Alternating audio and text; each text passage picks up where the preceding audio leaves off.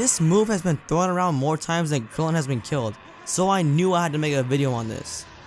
One thing I'm sure many skeptics of this show have thought about is why doesn't anyone dodge this damn thing?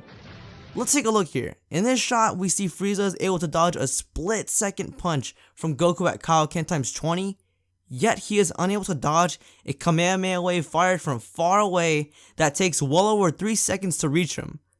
It's not only Frieza either. Almost every opponent that has had to deal with Master Roshi's technique is faced with an energy blast to the face. It seems like such a simple solution to just get out of the way. So is it possible that the Kamehameha wave freezes its opponents before it reaches them? Let's get started.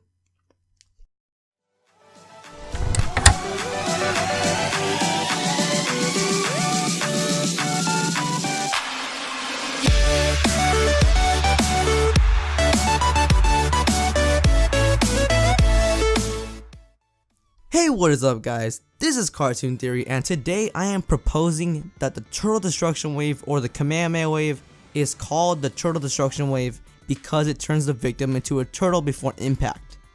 Now, not an actual turtle like this, but a turtle in terms of slowness. If this were not the case, the Kamehameha would be a useless move that leaves you vulnerable for 5 seconds. As shown before, Frieza has plenty of time to dodge Goku's Kamehameha, but he doesn't. The strongest person in the universe at this point can't dodge this simple energy beam? Pretty puzzling. Clearly something fishy is going on.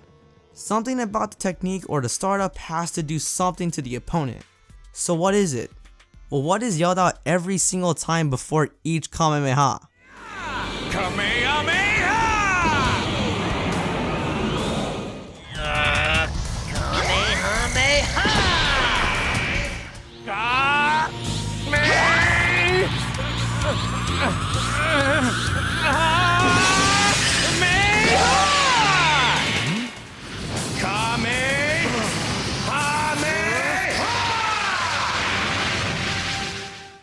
There is never a time in the show where Goku doesn't yell out Kamehameha. So during this scene, Frieza is actually being slowed down by the words Goku yells. But he snaps out of the trance and has a split second to absorb the blast, and thus he holds his hand out to do so. The words yelled out before are very important, seeing as when that happens, the opponent stops right in their tracks. As seen in Dragon Ball, when Goku yells out Kamehameha, look what happens. This man stops and looks right at Goku, whom is preparing a Kamehameha. Now I don't know about you, but if I saw a person charging up a potentially dangerous beam, I wouldn't just stand there and take it to the face. Like in Smash Bros. If Samus is charging her charge shot, you don't just stand there and take that shot up the butt. You run the hell away. But every opponent in the Dragon Ball franchise seems to do the opposite. Cell experiences the same thing. Now it's important what happens to Cell right as Goku is about to destroy him with a Kamehameha. He is laughing up a storm right until Goku starts sounding out the word Kamehameha. Now look right here. Cell starts talking in slow motion, further proving that Cell is being slowed down by the Kamehameha. Heck, Cell has freaking 8 seconds to dodge it. Like, move! And inevitably, like every other opponent in the series, the Kamehameha prevails. Now that you get the point, let's take a look at when enemies dodge it and why they're able to. The first instance in which a person dodges the Kamehameha is when it flies by Ginyu during this scene. However, why it misses is due to one reason. Goku admits that he must not be in control of his powers yet, and thus the attack whiffs. Man, I'm just not in control of all of my powers just yet. Now whether or not it is because Goku flubbed the attack and it missed Ginyu, or if Ginyu actually moved out of the way is unclear. But nevertheless, Goku explains that he is the reason the attack missed. Another instance in which a person dodges it is during the fight with Raditz. We see here that Raditz is able to run away from the Kamehameha, but there is a reason as to why he's able to do so. Now it's very clear at this point in the series that Goku is not as strong as his brother Raditz, seeing as it takes 2 people to defeat him. So Goku would not be able to control Raditz during this scene, even with his technique near perfect. Raditz is just simply too strong. Now you could combat this saying that every villain Goku has faced is 10 times stronger than him and should be able to move out of the way. But, if you really think about it, Goku is always at par with every villain except for Raditz. When Goku fights Cell and Frieza, he is going toe to toe with them and is able to handle them on his own. This is why Raditz is able to run away from Goku's Kamehameha.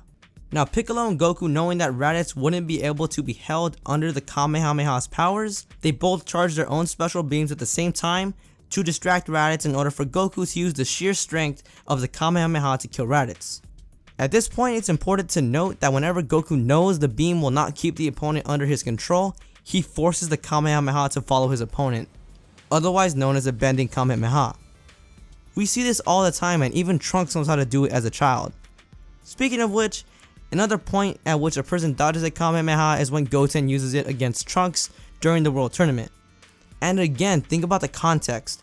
After Goten is charging up the Kamehameha wave, everyone is saying that Goten is not fully in control of his powers yet, and thus cannot make Trunks freeze like someone else would be able to do.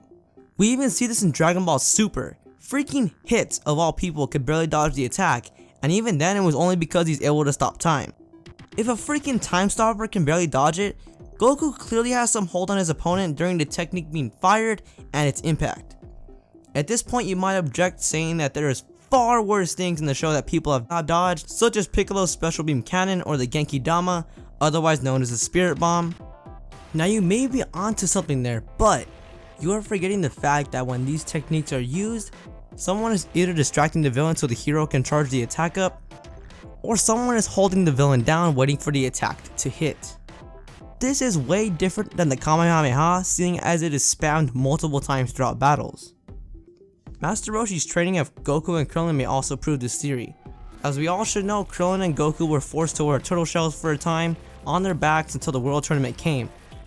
This was used to make them work in a slow environment and so that they would be able to move faster once their shells were off.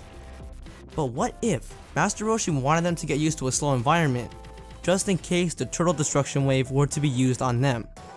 We see in the World Tournament that Master Roshi and Goku used the technique on each other, and neither are put under the trance because of this reason. It seems that once you've uncovered the secret behind the Kamehameha, or in other words, if you know how the move works, you are unaffected by it. So clearly the Kamehameha wave or the Turtle Destruction wave has some kind of hold on the opponent. Thus, every time the Kamehameha is used, it's actually slowing the opponent down right before they get hit by it. That was the theory, guys. I hope you enjoyed it. Comment, like, and subscribe for more episodes of Cartoon Theory. See you guys next time, and thanks for watching.